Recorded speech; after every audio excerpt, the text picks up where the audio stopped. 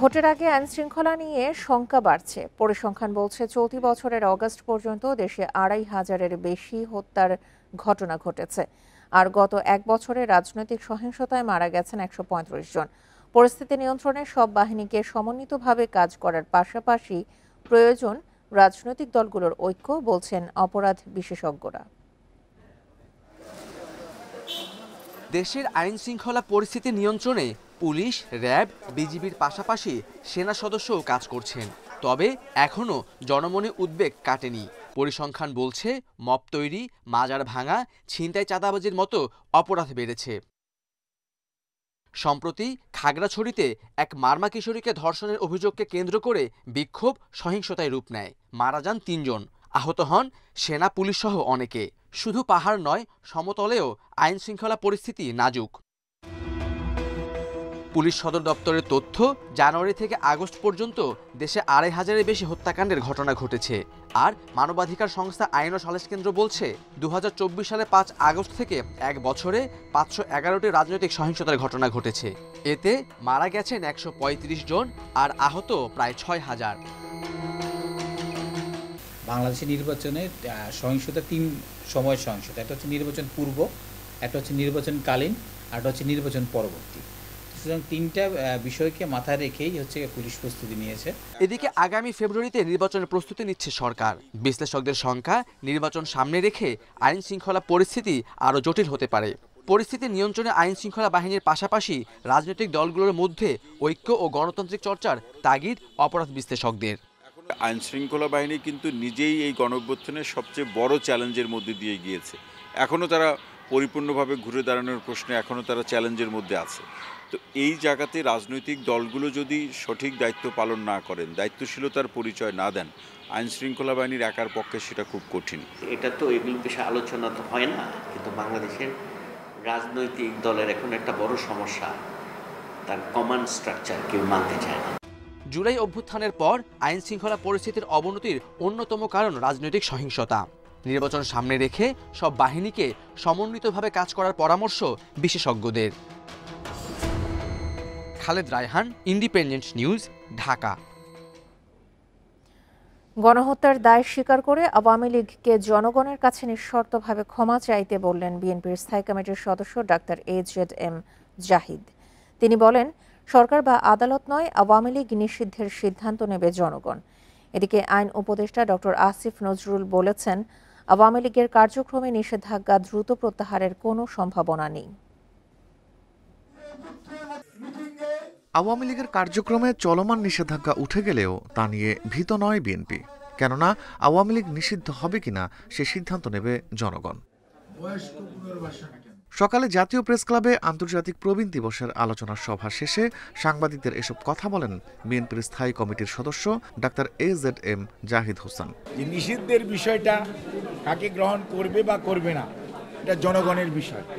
এটা কোনো অবস্থাতেই আইন, আদালত অথবা সরকারি সিদ্ধান্তে যে করার যে প্রক্রিয়া, এটার সাথে বিএনপি কিন্তু সবসময় দ্বিমত পোষণ করেছে। বিএনপি বলেছিল জনগণ সিদ্ধান্ত নেবে কারা অন্যায় অত্যাচার করেছে। তবে বিএনপি সবসময় একটা কথা আমরা বলছি, সেটা হচ্ছে দোজ হু আর এই গণহত্যাকারী এবং এটার যারা আদেশ দিয়েছে তাদেরকে আইনের আওতায় এনে যথাযথ বিচার করা। খুব শিগগিরই আওয়ামী লীগের কার্যক্রম সচল হবার কোনো সম্ভাবনা নেই বলে জানালেন আইন উপদেষ্টা আসিফ নজরুল। বরিশালে শঙ্কর মঠ পূজা মণ্ডপ পরিদর্শন শেষে তিনি আরও বলেন, আন্তর্জাতিক আদালতে সংগঠন হিসেবে আওয়ামী লীগের বিচারের পদক্ষেপও প্রক্রিয়াধীন।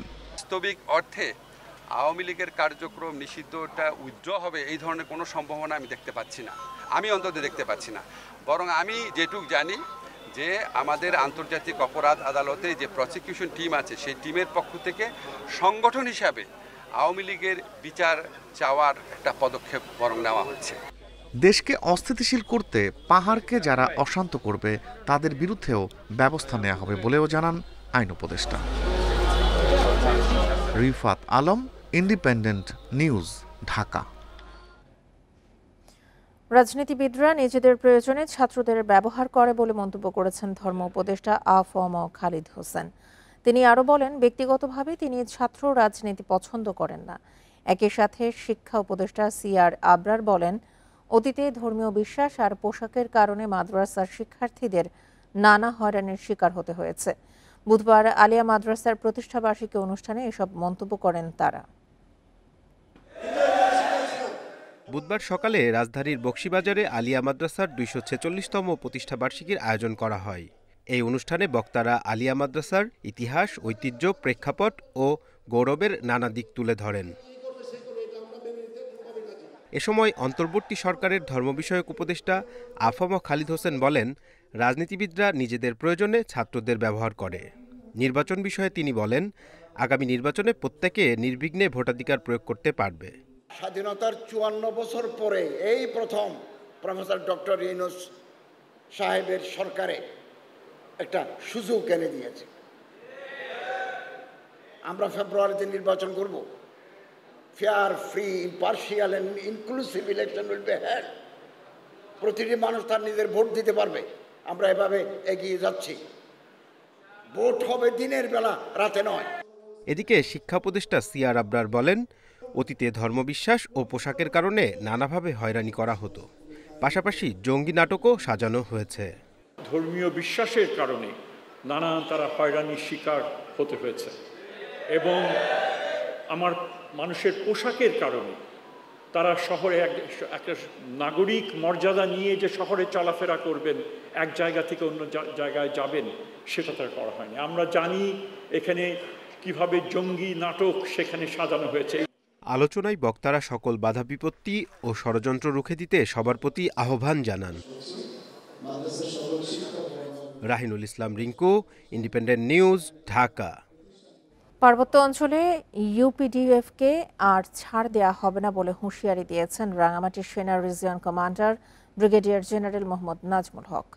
বুধবার সন্ধ্যায় রাঙামাটি শহরের তবলছড়ি কালী মন্দিরের মণ্ডপে পূজা পরিদর্শনে গিয়ে সাংবাদিকদের এ কথা জানান তিনি।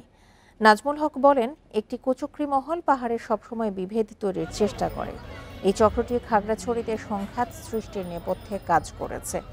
পাহাড় স্থিতিশীল থাকলে অনেক উন্নয়ন কর্মকাণ্ড পরিচালিত হবে বলেও জানান ব্রিগেডিয়ার জেনারেল নাজমুল হক।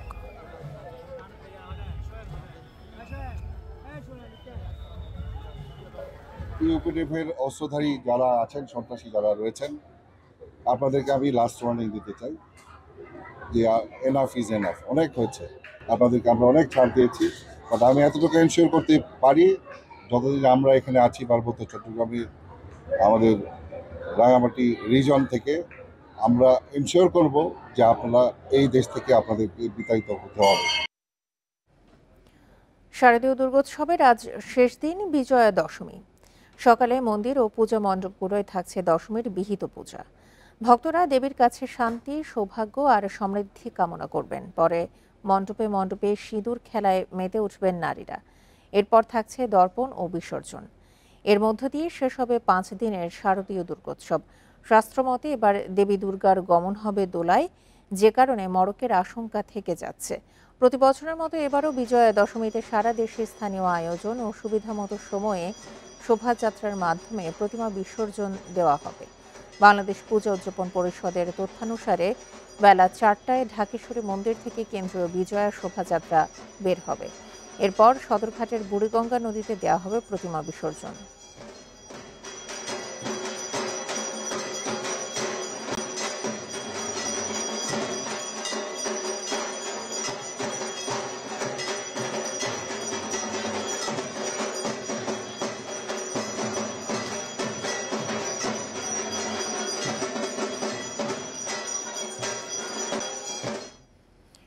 দুর্গোৎসবের আরো খবর জানাতে যোগ দিচ্ছেন সহকর্মীরা। শুরুতেই রাজধানীর ঢাকেশ্বরী মন্দির থেকে যোগ দিচ্ছেন সহকর্মী সুলতানা জাহান মিতু।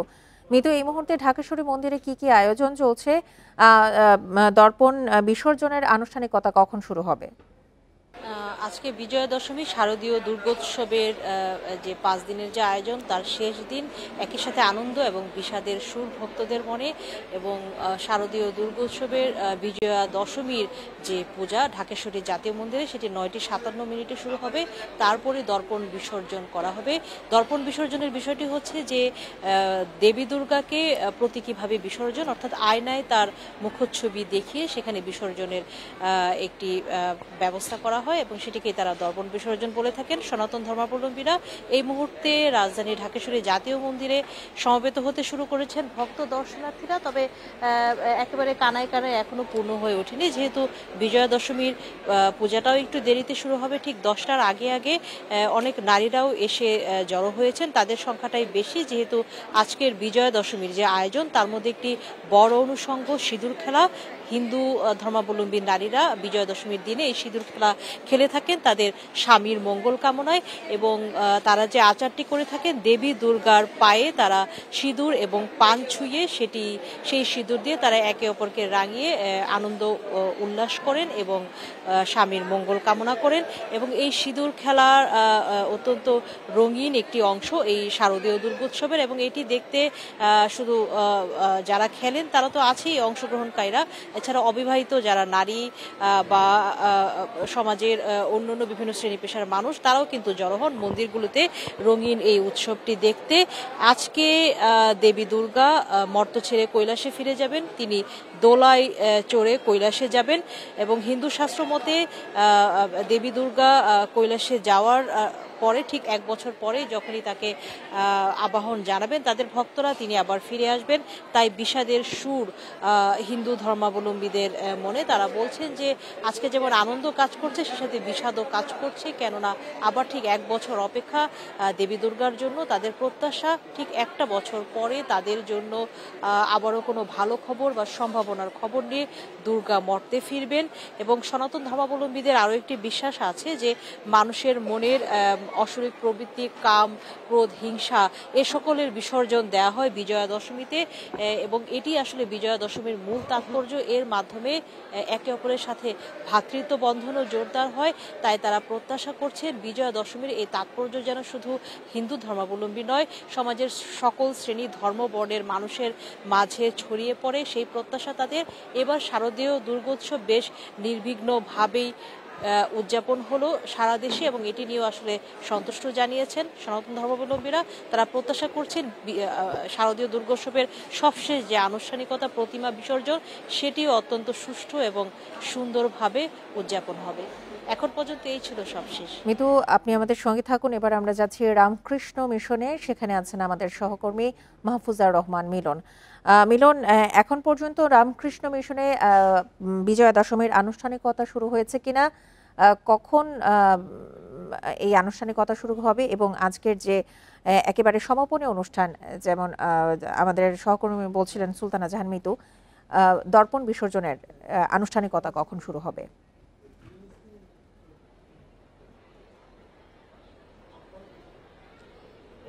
ধন্যবাদ। দেখুন, আমি এই মুহূর্তে আছি রামকৃষ্ণ মঠ মিশনে। তো এখানকার আমি মন্দিরের অবস্থা যদি বলি, এখানে কিন্তু আনুষ্ঠানিক কার্যক্রম শুরু হয়েছে, এবং আপনি যে দর্পণ বিসর্জনের কথা বললেন এবং আপনি যে দর্পণ বিসর্জনের কথা বললেন সেটিও কিন্তু আমরা দেখতে পাচ্ছি যে একটু পরে হয়তো সেখানে শুরু হবে। এবং আমি যদি আপনাদেরকে এই মুহূর্তে দেখাই যে এখানে রামকৃষ্ণ মাঠে কিন্তু এই মুহূর্তে কিন্তু বিদ্যাপাঠ গীতা পাঠ চলছে, এবং সবাই কিন্তু এখানে ভক্তবৃন্দ যারা আছেন এখানে কিন্তু ক্রমান্বয়ে কিন্তু সমাগম পাচ্ছে, এবং এখানে কিন্তু সকাল 8টা থেকে কিন্তু তাদের পূজা অর্চনার কার্যক্রম শুরু হয়েছে।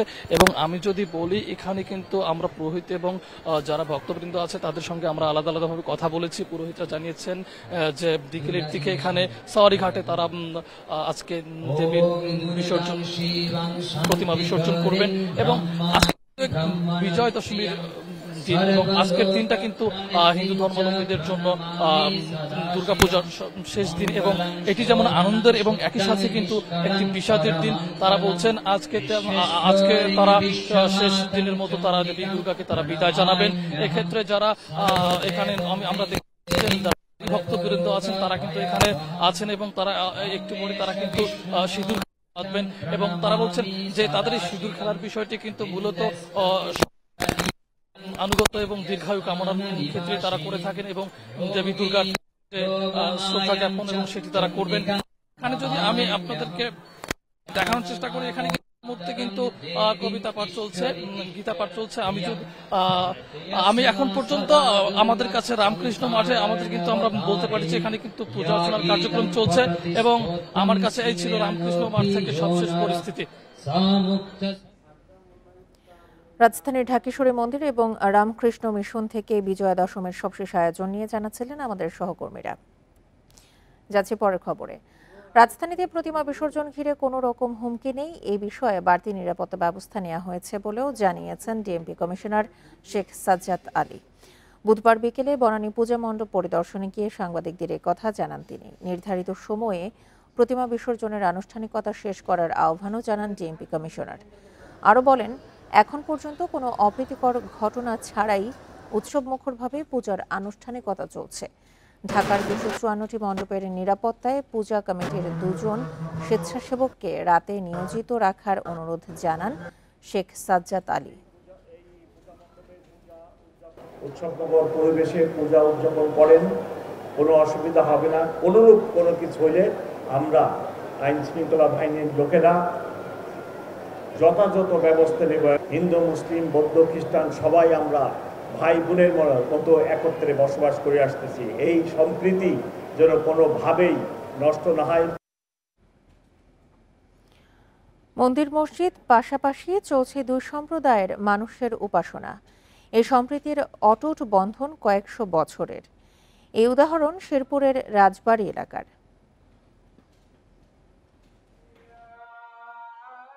শেরপুর শহরের রাজাবাড়ী এলাকা।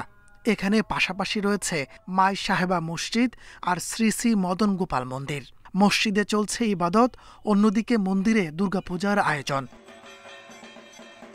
শেরপুর শহরের কয়েকটি জায়গায় এমন সম্প্রীতির নিদর্শন দেখা যায়। আজ পর্যন্ত যখন পুজো হয় তাদের তরফ থেকে কখনো কোনো অপ্রীতিকর কিছু এখনো পর্যন্ত লক্ষ্য করিনি বা হয়নি। মসজিদ এই পূজার মন্দির পাশাপাশি আমরা নামাজ পড়ি, আমাদের কোনো সমস্যা নাই।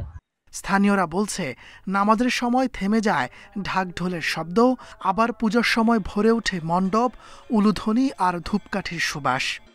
পাশাপাশি মন্দির আর মসজিদ থাকার পরেও কখনোই কোনো ঝামেলা হয়নি, বরং আশেপাশে যারা মুসলমানরা আছেন সবাই সর্বাত্মকভাবে আমাদেরকে সার্বিক যেটা সাহায্য করে।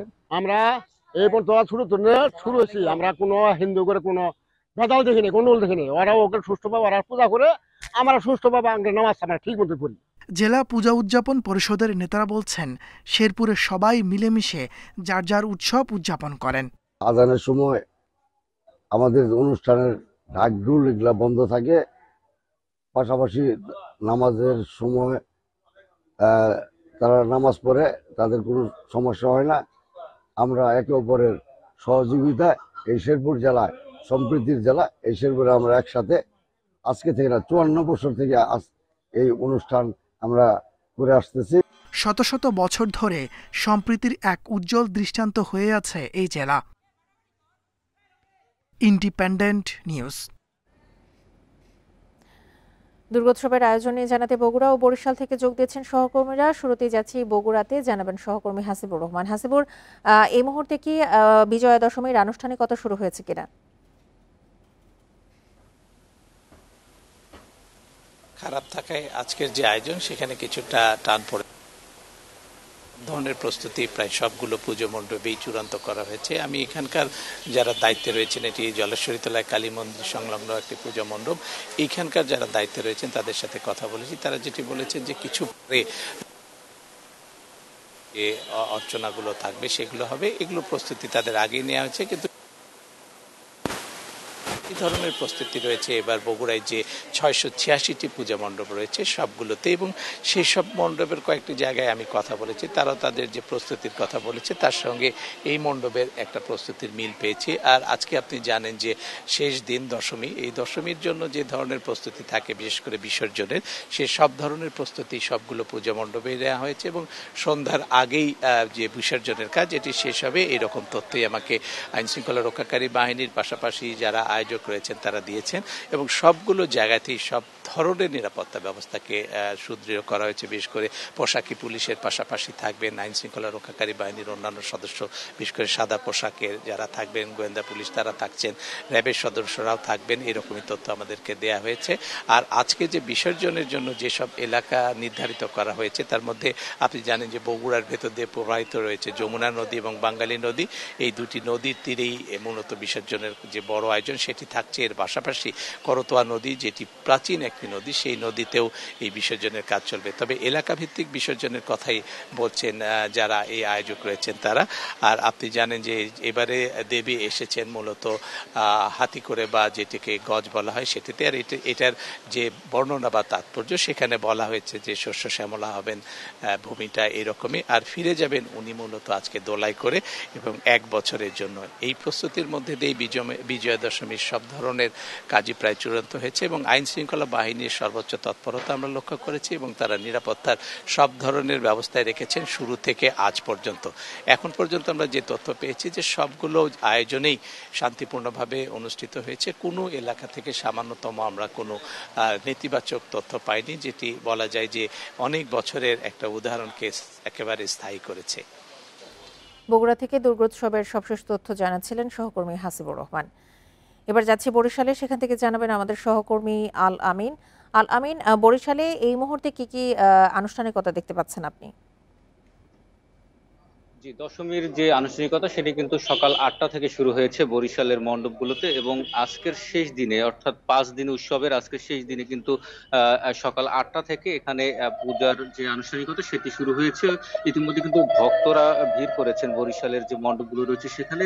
একটি বিষয় জানিয়ে রাখি, বরিশালে কিন্তু গতকাল রাত থেকে গুড়ি গুড়ি বৃষ্টি হচ্ছে এবং বৈরী আবহাওয়ার মধ্যেও কিন্তু এখানে ভক্তদের ভিড় চোখে পড়ার মতো। এবং শুধু এখানেই না, বরিশালের যে মণ্ডপগুলো রয়েছে প্রত্যেকটি মণ্ডপই কিন্তু আসলে ভক্তদের ভিড় রয়েছে এবং পূজা অর্চনা শুরু হয়ে গেছে। মন্ত্র পাঠ করছেন, ঢাকের তালে কিন্তু আসলে ভক্তরা তার দেবীকে শেষ সময়ের যে তাদের মনোবাসনা যেগুলি রয়েছে সেগুলো কিন্তু আসলে জানাচ্ছেন এবং তারা এখানকার যারা পুরোহিত রয়েছেন তারা যেটি জানিয়েছেন, আজ কিন্তু শেষ দিনে দেবীর কাছে তাদের যে মনের যে বাসনা রয়েছে এবং চাওয়া পাওয়া রয়েছে সেগুলো কিন্তু আসলে ভক্তরা জানাবেন। এখানে অঞ্জলি সকাল 10টার দিকে কিন্তু অঞ্জলি দেওয়া হবে এবং সবশেষ যেটি হচ্ছে যে দর্পণ বিসর্জন করা হবে এবং এরপরে কিন্তু আসলে বিকেল বেলার পরে আসলে আমরা যেটি জানতে পেরেছি যে বরিশালের কীর্তনখোলা নদীতে কিন্তু বিসর্জনের যে কার্যক্রম সেগুলো কিন্তু সম্পন্ন করা হবে। আপনি জানেন যে বরিশালে 640টি পূজা মণ্ডপে কিন্তু দুর্গাপূজার আনুষ্ঠানিকতা শুরু হয়েছে এবং বরিশাল মহানগরীতে 47টি পূজা মণ্ডপে এই দুর্গাপূজার আনুষ্ঠানিকতা চলছে। সেক্ষেত্রে বরিশালের যে মণ্ডপগুলো রয়েছে প্রত্যেকটি মণ্ডপই কিন্তু আইন শৃঙ্খলা রক্ষাকারী বাহিনী বিশেষ নজরদারি কিন্তু আসলে বাড়ানো হয়েছিল এবং গতকাল কিন্তু বরিশালে আইন উপদেষ্টা তিনি কিন্তু বিভিন্ন মণ্ডপ পরিদর্শন করেছেন। এছাড়া বরিশালে যে স্পটটিতে আসলে কীর্তনখোলা বিসর্জন দেওয়া হবে সেখানে কিন্তু আইন শৃঙ্খলা বাহিনী মোতায়েন করা হয়েছে এবং সুষ্ঠু এবং শান্তিপূর্ণভাবে যে এই পূজার শেষ পর্যায়ে আসে সেই বিষয়টি কিন্তু নজরে রেখে কিন্তু সব ধরনের প্রস্তুতি আইন শৃঙ্খলা বাহিনী নিয়েছে। তো এই ছিল আমার কাছে বরিশাল থেকে। বগুড়া এবং বরিশাল থেকে সবশেষ তথ্য নিয়ে জানাচ্ছিলেন আমাদের সহকর্মীরা। দুর্গাপূজার দীর্ঘ ছুটিতে পর্যটক ও দর্শনার্থীতে সরগরম সারা দেশের পর্যটন কেন্দ্র। বৈরী আবহাওয়া উপেক্ষা করেই পর্যটকেরা ভিড় করছেন কক্সবাজার, কুয়াকাটা সৈকত ও পাহাড়ে। ইতোমধ্যে হোটেল, মোটেল, রিসোর্টগুলো পরিপূর্ণ দর্শনার্থীর সমাগমে। দুর্গাপূজার দীর্ঘ ছুটিতে কক্সবাজারের সমুদ্র সৈকত, পাহাড়ে এখন উপচে পড়া ভিড়। পরিবার পরিজন নিয়ে অনেকে এসেছেন ছুটির এই সময়ে প্রকৃতির সঙ্গে কাটাতে। আবহাওয়াটা কিছুটা ঘুমোটের কারণে আমরা এখন কিছুটা এনজয় করতে পারছি না, বাট হোপ আমরা কালকে সকালে আরো অনেক ভালোভাবে এনজয় করতে পারবো। পূজার ছুটিতে অনেক ভালো লাগলো। পর্যটকদের পদচারণায় প্রাণবন্ত হয়ে উঠেছে সাগরকন্যা কুয়াকাটার বিভিন্ন পয়েন্ট। আগতরা সৈকতের বালিয়াড়িতে উত্তাল ঢেউয়ে মেতেছেন সমুদ্র স্নানে। আমরা আজকে সকালেই আসছি, একটু পরে নামবো, বিচে গোসল করবো। আমরা বাচ্চা ফ্যামিলি সবাই আসছি, আমাদের খুবই ভালো লাগতেছে, আমরা খুবই এক্সাইটেড। হোটেল মোটেল সবকিছুই বর্তমানে বুকিং হয়ে গেছে, তো আমরা আগেই বুকিং দিয়ে রাখছিলাম, যার জন্য আমাদের সমস্যা হয় না। টানা ছুটিতে পর্যটকদের ঢল নেমেছে বান্দরবানে। পরিবার পরিজন নিয়ে আসা পর্যটকরা ভিড় জমাচ্ছেন মেঘলা, নীলাচল, নীলগিরি, দেবতাকুম সহ জেলার সব দর্শনীয় স্থানে। দীর্ঘদিন পর দর্শনার্থীদের আগমন দেখে খুশি পর্যটন সংশ্লিষ্টরা। এবার হাজার কোটি টাকার ব্যবসার আশা ব্যবসায়ীদের। গত 2 দিন আগ থেকে আগামী 4 দিন পর্যন্ত আমাদের 100% বুকিং আছে। আমাদের বান্দরবনে ইনশাআল্লাহ শান্তি বিরাজ করতেছে। আমরা অনেক খুশি, আমরা অনেক আগে রুমগুলো সব সেল করে ফেলছি, তবে এখন যারা আসতেছে নতুন করে আমরা রুম সেল করতে পারতেছি না। এদিকে খাগড়াছড়ি সহিংসতায় পর্যটন খাতে কিছুটা প্রভাব পড়েছে রাঙামাটিতে। বেড়াতে আসার পরিকল্পনা বাতিল করেছেন অনেকে, তবে যারা এসেছেন তাদের হতাশ করছে না প্রকৃতি। Zulekha Parvin, Independent News. এনবিআরের নির্দেশে বাণিজ্য নিরবচ্ছিন্ন রাখতে দুর্গাপূজার ছুটিতেও চালু আছে দেশের বিভিন্ন শুল্ক কেন্দ্র ও কাস্টমস হাউস। সীমিতভাবে চলছে আমদানি রপ্তানি কার্যক্রম। ছুটি স্থগিত করা হয়েছে সংশ্লিষ্ট কর্মকর্তাদের। তবে সেবা চালু থাকলেও কম ছিল সেবা প্রার্থীদের ভিড়। এদিকে ব্যাংক, শিপিং অফিসও চালু রাখার পক্ষে ব্যবসায়ীরা। দুর্গাপূজা উপলক্ষে 4 দিনের টানা সরকারি ছুটিতে বন্ধ আছে দেশের সব সরকারি অফিস, ব্যাংক ও আর্থিক প্রতিষ্ঠান। তবে 1 ও 2 অক্টোবর সরকারি ছুটির দিনেও সীমিত আকারে চালু আছে দেশের শুল্ক কেন্দ্র ও কাস্টমস হাউসের কার্যক্রম। বুধবার সকালে চট্টগ্রাম কাস্টমস ও বন্দর এলাকায় কর্মকর্তাদের উপস্থিতি লক্ষ্য করা গেলেও ব্যবসায়ীদের উপস্থিতি ছিল কম। অনেক সময় একটা ছোট একটা অনুমোদনের জন্য দেখা যাচ্ছে অনেক বড় একটা কনসার্ন আটকে যেতে পারে। এরকম বিশেষ বিশেষ কাজগুলোর জন্য আটকে না থাকে, এগুলো এক্সপেডিট করার স্বার্থে আমরা আসলে আমাদের এই বন্ধের সময় আমরা একটা সার্ভিস দিয়ে যাই আর কি। বেশিরভাগ কর্মচারী পূজার ছুটিতে থাকায় ব্যবসায়ী কার্যক্রম চালাতে প্রয়োজনীয় জনবল মিলছে না বলে জানালেন ব্যবসায়ীরা। যদি রবিবার আমি এটা ওপেনিং নিতে চাই তাহলে আমার এটা হচ্ছে 4-5 দিনের ড্যামেজ আসতো এটার, এই আর কি। এটা তো অবশ্যই আমার অনেক উপকার হয়েছে এক্ষেত্রে। খাদ্যদ্রব্য যেগুলো আসে এগুলা দ্রুত খালাসের জন্য কাস্টমস কর্তৃপক্ষ একটা নির্দেশনা দিয়েছেন। এদিকে দুর্গাপূজা উপলক্ষে ভারতের সব কার্যক্রম বন্ধ থাকায় বেনাপোল ও পেট্রাপোল বন্দরের কার্যক্রমও স্থবির হয়ে আছে। এতে আটকা পড়েছে 1000-এরও বেশি পণ্যবাহী truck. Amirul Islam, independent news, Dhaka. বঙ্গোপসাগরে অবস্থানরত নিম্নচাপটি আরও ঘনীভূত হয়ে গভীর নিম্নচাপে পরিণত হয়েছে। ভোর 6টায় এটি মোংলা সমুদ্র বন্দর থেকে 735 কিলোমিটার দক্ষিণ পশ্চিমে অবস্থান করছিল। আবহাওয়া অধিদপ্তর জানিয়েছে গভীর নিম্নচাপটি আরও উত্তর পশ্চিম দিকে অগ্রসর হতে পারে। এর প্রভাবে সাগরে বায়ুচাপের আধিক্য বিরাজ করছে। উপকূলীয় এলাকা ও সমুদ্র বন্দরগুলোয় ঝোড়ো হাওয়া বয়ে যাওয়ার শঙ্কা রয়েছে। নিম্নচাপের কেন্দ্রে বাতাসের গতিবেগ ঘন্টায় 60 কিলোমিটার পর্যন্ত বৃদ্ধি পাচ্ছে। সাগর উত্তাল থাকায় সব সমুদ্র বন্দরে 3 নম্বর স্থানীয় সংকেত জারি রয়েছে। মাছ ধরার নৌকা ও ট্রলারগুলোকে উপকূলের কাছে সাবধানে চলাচলের নির্দেশনা দেওয়া হয়েছে। এদিকে গভীর নিম্নচাপের প্রভাবে সারা দেশেই আজ বৃষ্টি হতে পারে। ভারী বৃষ্টিতে চট্টগ্রামের পাহাড়ি এলাকায় ভূমিধসের শঙ্কা রয়েছে। নতুন শিক্ষাক্রম চালুর প্রস্তুতি শুরু করেছে জাতীয় শিক্ষাক্রম ও পাঠ্যপুস্তক বোর্ড এনসিটিবি। চলতি মাসেই শিক্ষক, শিক্ষার্থী, অভিভাবক, রাজনীতিবিদ সহ সব স্তরের মানুষের মতামত নেওয়া হবে। সেই অনুযায়ী শিক্ষাক্রমের রূপরেখা ঠিক করা হবে। শিক্ষা গবেষকরা বলছেন, উন্নত দেশের শিক্ষাক্রম অনুসরণ করলে সুফল মিলবে না। স্বৈর শাসনের সময় পর্যাপ্ত প্রস্তুতি ছাড়াই 2022 সাল থেকে নতুন শিক্ষাক্রম চালু করা হয়। তবে যেটি নিয়ে পরবর্তীতে অভিভাবক থেকে শুরু করে শিক্ষা গবেষকরা তীব্র সমালোচনা করে। গত বছরের 5 আগস্ট ছাত্র জনতার গণঅভ্যুত্থানের মুখে স্বৈরাচার শেখ হাসিনা সরকারের পতনের পর 13 বছর আগে শিক্ষাক্রম অনুযায়ী বই ছাপানো হয়। সেই সঙ্গে 2027 সাল থেকে আবারও নতুন শিক্ষাক্রম চালুর সিদ্ধান্ত নেয় অন্তর্বর্তীকালীন সরকার।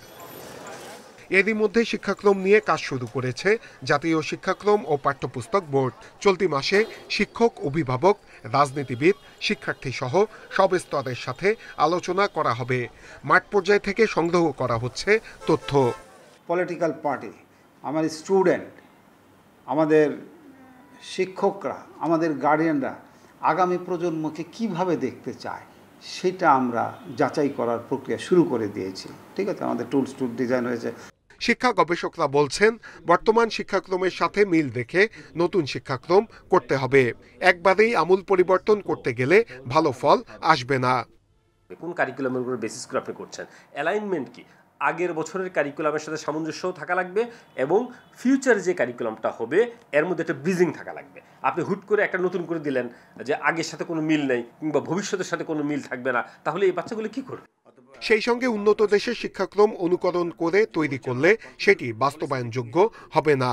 দেশের আর্থসামাজিক বাস্তবতার সাথে মিলিয়ে শিক্ষাক্রম প্রণয়ন করতে হবে। এই এগুলোটা যেন হয় বাস্তব ভিত্তিক, আমার কনটেক্সটের সাথে ম্যাচ করে এবং আমার শিক্ষা ব্যবস্থাকে আরও সামনের দিকে এগিয়ে নিয়ে যায়। এটিকে খুব পরিষ্কারভাবে করতে হবে এবং এক্ষেত্রে খুব সুস্পষ্টভাবে যে কথাটা আমি বারবারই বলতে চাই সেটা হচ্ছে কারিকুলাম যেন গুটি কয়েক মানুষের কোনো প্রোডাক্ট না হয়। তবে নতুন শিক্ষাক্রম বাস্তবায়নের আগে শিক্ষকদের পর্যাপ্ত প্রশিক্ষণ দিতে হবে বলছেন শিক্ষা গবেষকরা।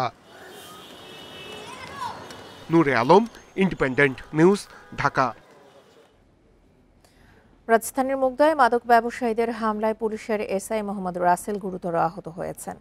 তাকে ঢাকা মেডিকেলে ভর্তি করা হয়েছে। বুধবার সন্ধ্যায় মুগদার মদিনাবাগে মাদকের বিরুদ্ধে অভিযান শেষে ফেরার পথে এই ঘটনা ঘটে। বিষয়টি নিশ্চিত করেছেন মুগদা থানার ওসি সাজিদুর রহমান। বলেন, নিয়মিত অভিযান শেষে ফেরার পথে পেছন থেকে অতর্কিত হামলা চালায় মাদক ব্যবসায়ীরা। এতে এসআই রাসেল গুরুতর আহত হন। তাকে উদ্ধার করে প্রথমে স্থানীয় একটি হাসপাতালে এবং পরে রাত 8:15টার দিকে ঢাকা মেডিকেল কলেজ হাসপাতালে নেওয়া হয়।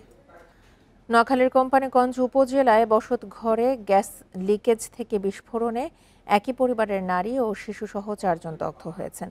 উপজেলার বসুরহাট পৌরসভার 8 নম্বর ওয়ার্ডের একটি বাসায় এই ঘটনা ঘটে।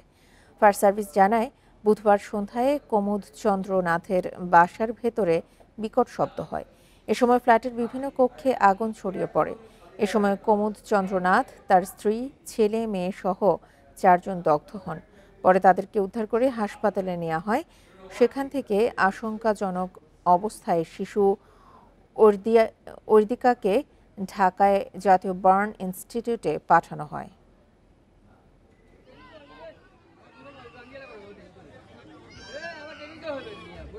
গ্যাস লিকেজ থেকে বিস্ফোরণটা হয়েছে, যে ওনারা যে রান্নাবান্না করছে, রান্নাবান্না করার পরে গ্যাসের চুলাটা সঠিকভাবে হয়তো হয় নাই, যে কারণে গ্যাস আস্তে আস্তে লিক করে এরপরে ওনারা যে প্রদীপ জ্বালাইছে, প্রদীপের সাথে এটা হয়ে এরপরে হঠাৎ করে বিস্ফোরণ হয়ে এই দুর্ঘটনা ঘটছে আর কি। এটা আমরা প্রাথমিকভাবে ধারণা করতেছি। কুষ্টিয়ার মিলপাড়া এলাকায় 100 বছরেরও বেশি সময় ধরে বসবাস করছে 20টি নেপালি পরিবার। বাংলাকে আপন করে নিয়ে বংশ পরম্পরায় বাস করলেও ধরে রেখেছেন পূর্বপুরুষের সংস্কৃতি। নেপালি পরিবারগুলোর কারণে এলাকাটি সবার কাছে নেপালি পাড়া নামেই পরিচিত। কুষ্টিয়ার মিলপাড়া এলাকায় অবস্থিত ঐতিহ্যবাহী মোহিনী মিল। 1908 সালে মিলে কাজ করতে আসেন নেপালের 50টি পরিবার। বিভিন্ন কারণে একসময় মিলটি বন্ধ হয়ে গেলেও বাংলাদেশেই থেকে যান 20টি পরিবার, আর এই এলাকা পরিচিতি পায় নেপালি পাড়া নামে। কয়েক প্রজন্ম ধরে এদেশে বাস করা নেপালিরা বাংলাতেই কথা বলেন, তবে একই সাথে ধরে রেখেছেন নেপালি সংস্কৃতি। নেপালের আত্মীয় পরিজনের সঙ্গেও রয়েছে যাতায়াত। নেপালি হলেও বাংলা ভাষায় কথা বলে, আর যদি আমাদের আত্মীয় স্বজন যদি আসে সাথে আমাদের মাতৃভাষায় কথা বলি, আমরা এখানে নেপালি কথা আছি, আজ বহুত দিন ধরে আমরা আছি। স্থানীয় হয়ে গেছে আমার এই দেশটা আমার কোনো ভালো লাগে না, এবং আমার নিজের দেশে গেলে আমার ভালো লাগবে না। নেপালে ফিরে যাওয়া আছে, আত্মীয় স্বজন আছে ডাকে, কিন্তু এই পরিবেশে আমরা মানুষ হয়েছি, বুঝছেন, ওখানে যায় আর আমাদের অ্যাডজাস্ট করা খুব মুশকিল হবে।